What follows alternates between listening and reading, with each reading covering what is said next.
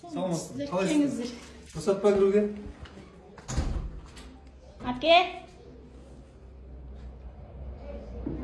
Келіңіздер. Зүлфия апай, Құндыз, Назгүл.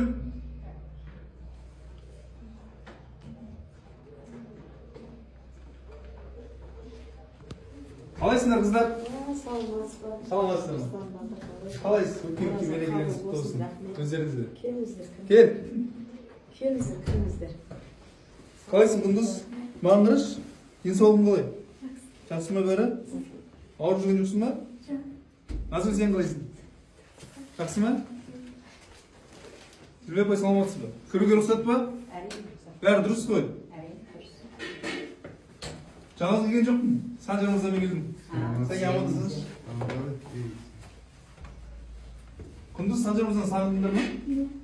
Көрмегендер біраз болды ғой. Жүріңіздер. Қалайсың?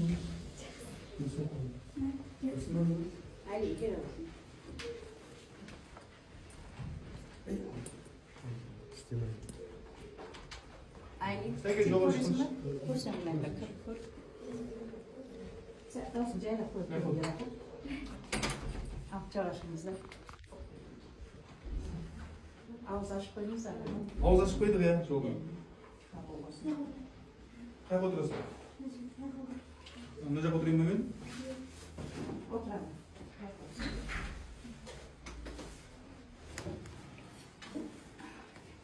Қалай шашамай жас жеттіңіздер? Иә, аман есен жеттік. Қалайсыңдар қыздар? Алматыға барып қайттыңдар? Жай? Не істедіңдер Алматыда? Қыдырдыңдар ма?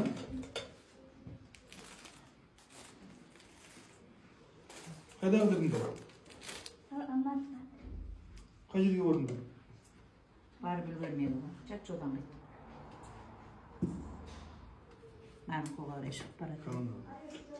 Жақсың ба? Назгүл, қалайсың? Санжар ағаларын сағындыңдар ма? Иә. Жаурап отырсың ба не? Неге? Алдын жауып ал жаурап отырсың. Зүлфия апай, өзіңіз қалайсыз? Шүкір алым, ақырында. Жақсы ма? Болады бәрі. Назгүл, Алматыда не істедіңдер? Айтсаңызшы. Ау? Ау? Айтпақшы, мен сыйлықпен келдім. Алдында бағдарламаны бір оқырман көрген. Сол оқырман көріп, Құндыз, сен косметика сұрап едің ғой, дейсің ба? Косметика беріп жатса саған.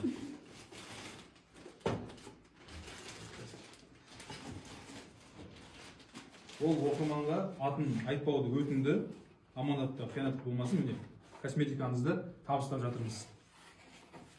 Ішінде не бар екен білмеймін, мен түсінбеймін. Өздерің түсініп аласың, мына 4-1 дейді. Крем. Өзің түсініп аласың Құндыз, иә? Қараш. Мынандай боянатын. Тағы не бар? Мынандай бар екен. Білесің ба, бүйтіп қолданып? Иә? Мынау да крем. Мынандай туштары бар. BB крем. Осындай көп ішінде. Мынандай бар, помадасы бар.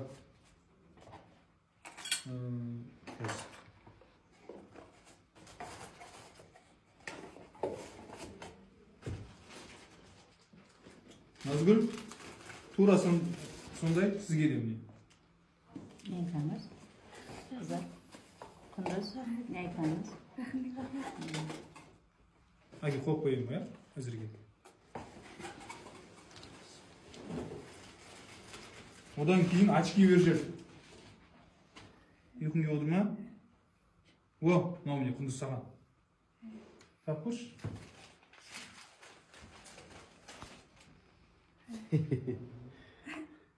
Күшті болды ма? Жарасты ма? Құтты болсын. Алма бізге болың ғой жаным. Міне, Назгүл, бұл саған. Киіп көрсет. Көрсет, киіп көрсет. Құлатмасын ешбір, құлатмасын. Құлатмасын. Қайсы қараш? Мына күшті болдыңдар. Болды енді. Далада осындай ма?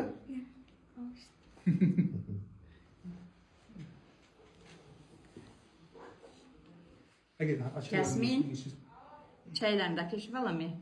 Өздерің алып алыңдар қастарына, иә, жаңағы несі бар, чехолы бар. Bölmelerini koysan da. Ya. Atak geliyor satın. Suretin kasını. Менің чехолдарым бар. Kunduz beri koy kümge. Sağlık. Canım suretlerini falan cebine koysalar. Ya kaldarınız kalay жалпы. Қалыңыз Жақсы жақсы. шаршамай жақсы ертіңіздер ма? Алматыға қандай мәселемен барып едіңіздер? Қыдырып. Қыдырып. Иә. Маған неге бір ауыз айтпадыңыздар, келе жатырмын деп? А что толку? Ау. А что толку? Мен сіздерге сол соңғы кездесуде айтып едім ғой. Алматыға Енді мен әркімнің приказымен жүруім керек қой, Руслан мырза. Айтыңызшы. жоқ, приказ емес қой, мен ұсыныс ол. Алматыға кетсеңіздер айтыңыздар. Жылы сөзбен, жылы қабақпен қарсы алсам мен сөз жоқ айтар едім. Кім, мен қандай қабақпен қарсы алдым? Жоқ.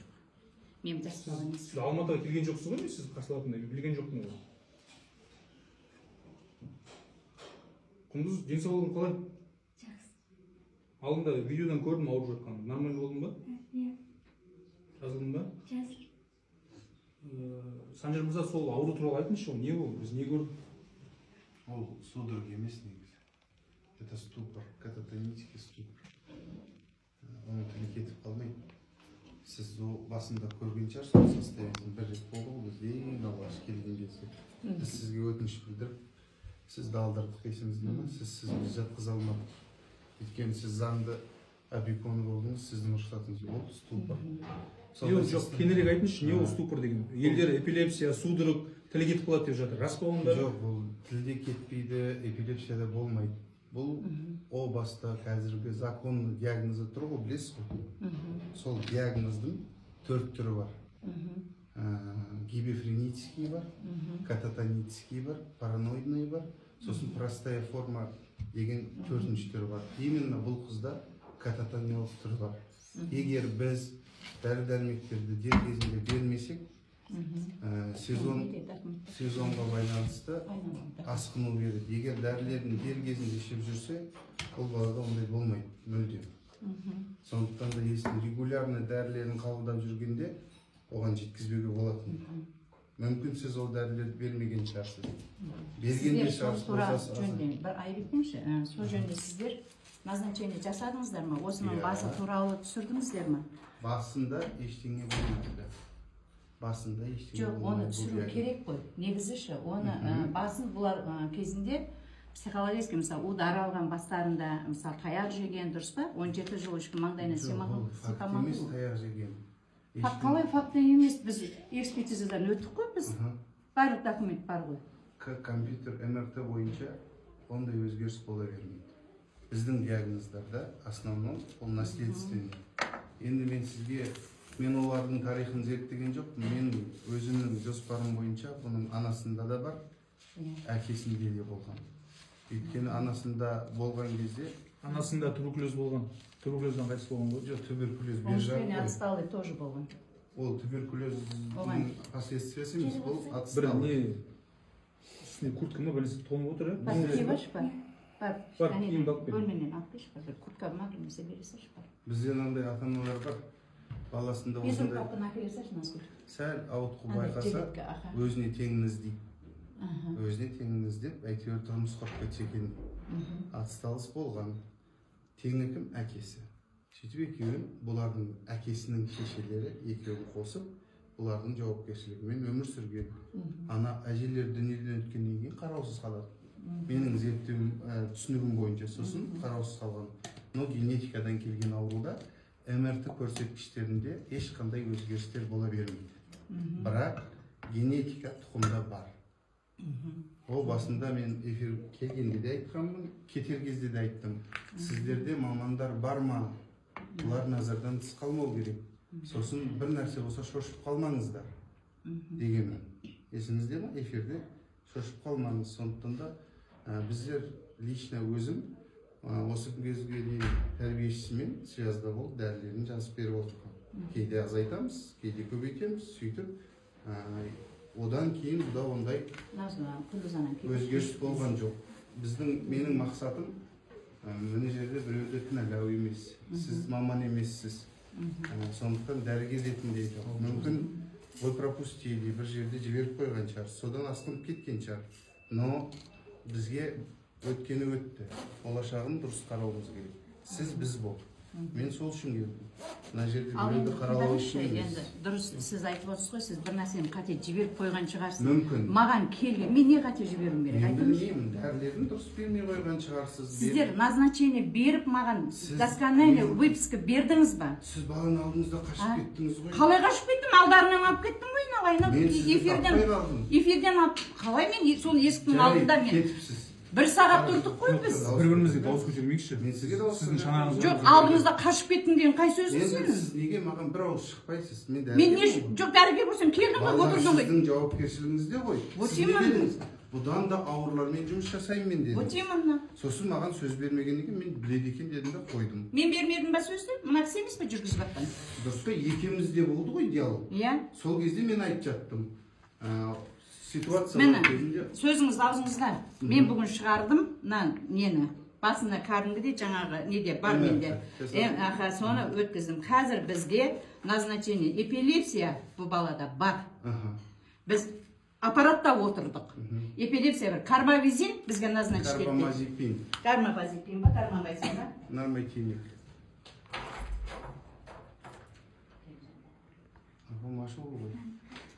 Мені дәрісі 1650-ге мен қазір сатып алдым. Ертең уже назначить етеді. Ал енді, мысалы, сіздер бұны қалай сіз білесіз деп, мен бұны врач емеспін, сіз ғой қараған, дұрыс па? Соны ары қарай осының басын түсіріп, сіздерде выписка бар ма, екеуін салыстырайық. Бар ма сіздердің қаратпан? Бар ма, беріңізші маған. Сіз мен бұлардың документін ала алмаймын. Вот именно, енді сіз көрдіңіз ба, соны үшін? Сіз барып көрдіңіз ба?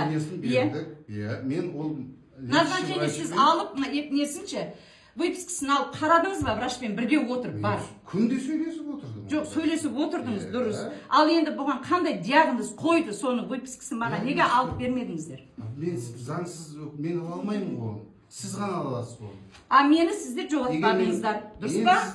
Руслан мырза, мен бардым тойға келгенде болып киініп кепсің ғой деп мені есіктің алдында мазақ қылдыңыз, дұрыс па? Зүлфия апай, сіз мысалы сіздер тойсы сол кезде пенсия туралы ақша сұрап отырдыңыз. Сіз осындай тонмен сөйлесесіз ба менімен? Мен де даусымды көтерейін ба?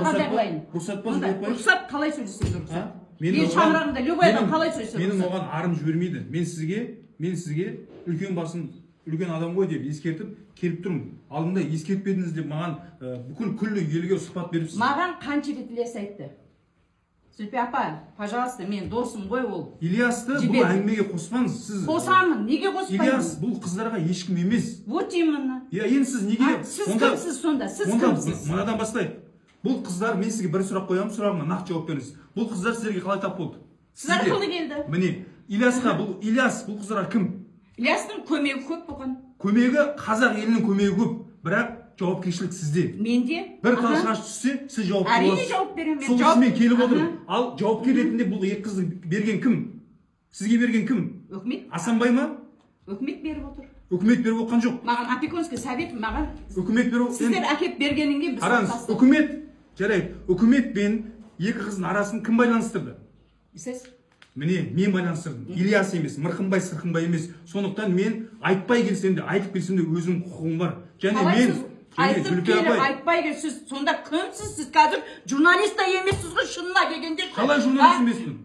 Міне 21 күні кім жанқалар келеді осы жерге ше. Кім ол жанқа дейді? Сізбен бірге жұмыс жасап, осы қыздарды алып кеткен, осы қыздар туралы әңгімені айтып бердім. Мен ұрысу үшін отырған жоқпын сізге. Сіз ғой енді дауыс көтеріп отқан. Сіз кеп мойныңызға алдыңда қашып кеттің. Қай сөзіңіз сіздің? Жоқ, Зүлфия апай, дауыс көтермеңізші. Жай сөйлеп отырмын. Сіз жай сөйлеп отырып, тырнақтың астынан кір іздеп отырсыз. Тағы да ше. Сіз тағы да. Давайте мен сөз ешқандай мен сіздермен жауап өшір барлығын. Мен рұқсат бермеймін.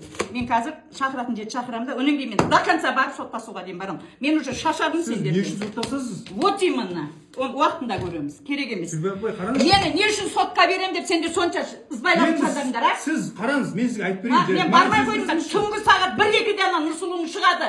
Балалар, жетім балалардың ақшасын жеп отырсың, келді жатқыз деп. Не үшін ол үйде? Қараңыз. Мен квартира жалдап, Маған- 15 мыңнан квартира жалдап бардым. Енді маған сөз Маған берсеңізші. ақшасын бердің ба, сен жол кіре төлеп отырдыңдар ма? Мен міндетті мен емеспін бармай жол болғанды. кіре- Бармай болсам мақұл ғой, бар. Мен міндетті емеспін жол кіре төлеуге. Қараңыз енді, мен сіз маған сұрақ Осы қойдыңыз ғой. қыздардың ақшасы үшін отыр деп. 200 мыңға алыңыз да бір ай қараңызшы. Не, сбор ашпай. Мен 8 ай Халықтан сбор ашпай. 8 ай Қараңызшы. тегін Тегін қараған жоқсыз. Қойыңыз. Ляс салды 500 мың, 200 мыңдан салды. Мен салдым, мен өтірік айта алмайды екенмін. Сіз өзіңіздің қалтаңыздан салдыңыз ба? Мен мына қызды тоқтап қалған, мен қалтамнан салдым ғой. Бір ай ғана тоқтап Бір ай емес. Мен сізге Бір ай дәрі беремін. емес. Алматыға жүріңіз. Бұл Бір ай қыздарды емес. мен өзімнің пропискама отырғызғам. Бұл осы қыздың мүгедегін, маған құндыздың опекунство жазып беріңіз деп. Мен өзім сәлем жоқ, басқа жоқ, ана Нұрболат екеуің есіктің алдынан кіргеннен жазып бер. Хорошо, мен жазып бердім. Заңды керемет біледі екен. Неге нотариусқа алып бармады? Жоқ, Зүлфия апай, Мен үшін отырған жоқ. Мен мен попитарда сақырым қазір менікі 27 болып отыр. Неге ұрсасыз? Сіздер неге маған тиісіп отырсыз? Мен тиіспедім. Сіз алдыңызда қашып кеттіңіз Сіз дейсіз. сөйлеп бердіңіз маған. Қалай мен алып қашып кетем? Есіктің алдында біз 1 сағат отырдық қой. Нұрболатпен бірге жүрдік. Барып нотариуске барып біраз мен қағаз бердім. Нұрболат заңгер, мен дәрігермін. Жоқ. Тағы айтамын.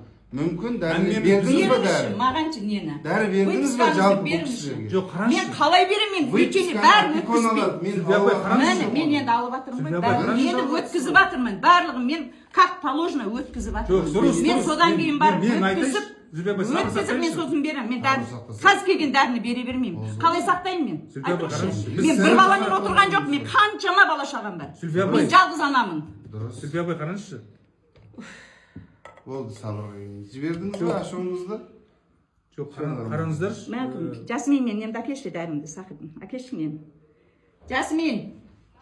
Әкеш ана өлшейтін, мен тірілік кеттім уже. Ашуланбаңыз. Мен сақыр өлшейтін де әкеш тез-тез. Мен ашуландырып отырсыңдар ғой, келіп алдым. Жоқ. Тағыдан маған сен халыққа келіндерді азып кеткен, ауқаты жоқ. Қақайта ауқат жоқ. Мен қатысым жоқ. Ондай болса сіз не үшін келдіңіз? Не үшін келдіңіз? Мен ұрысу үшін келдіңіз ба? Көрейін дедім. Не болып жатыр? Мен сізге рұқсат бердім ба, келіңіз сіз деп? Руслан айтқаннан кейін келдім. Жоқ, қараңыз. Руслан шаңырағы ма? Сізден рұқсат Зүлфия апай, сұрадық қой қазір. Зүлфия апай, қараңызшы. Неге сіз бұл қызды өзіңізге жекешелендіріп алдыңыз? Бұл қыздарды? Алла сен арқылы, мысалы, сен сонша елдің ортасынан алып келіп маған әкеліп тапсырадың ғой. Мен өлергенше осымен алысып өтемін. Қараңызшы. Сенімен өмір бақи алыссам мен алысып өтемін. Жоқ, мен сізбен алыспаймын. Мен бұның екеуінің айландықпен 200 мыңнан қарап қалған Жоқ, жоқпын. мәселе ақшада емес. Онда неге? Мәселе ақшада емес. Неге Жоқ, таласасың? енді қараңыз. Қыздар видео саласыздар, Ильяс екеуміз. При чем Ильяс? Енді Ильястың видеосы ғой, Ильястың инстаграмында тұр ғой. Және қорғаншы, қамқоршы, яғни опекуны тұр сол жерде. Сіз тұрсыз. Тұрмын, тұрамын. Демек сіз рұқсат беріп тұрсыз деген сөз ол. Иә, мен Міне, рұқсат келісіммен бердім. салынған видео. Енді қараңыз, ол жерде мен видео неге салынды деп айтқан жоқпын, өздеріңіз білесіз. Бірақ ол жерде халық енді түсінбей жатыр ғой, бұл не ауру, қандай ауру, тілін тартып. Мен сол үшін маман ретінде Санжар мырза бірінші айынан бастап, қыркүйектен бастап, соңына дейін Санжар мырза болған басқасында. Содан кейін Санжар мырзаны алып келдім. Бұл кісінің жаңағы жүруге негізі ақша жалтырып алдыра алмайтын азамат қаншама пациенттері бар. Сол үшін арнайы алып келдім. Күнізбен назбен келіңіз және сөйлесесіз, сырласасыз деп. Енді мен сұрадым Санжар мырзадан, Сәкебай, бұл не ауру? Бұндай ауру жоқ еді ғой. Қандай? Не себепті бұндай ауруға душар болады? Енді бірден бір белгісі, егер дәрісі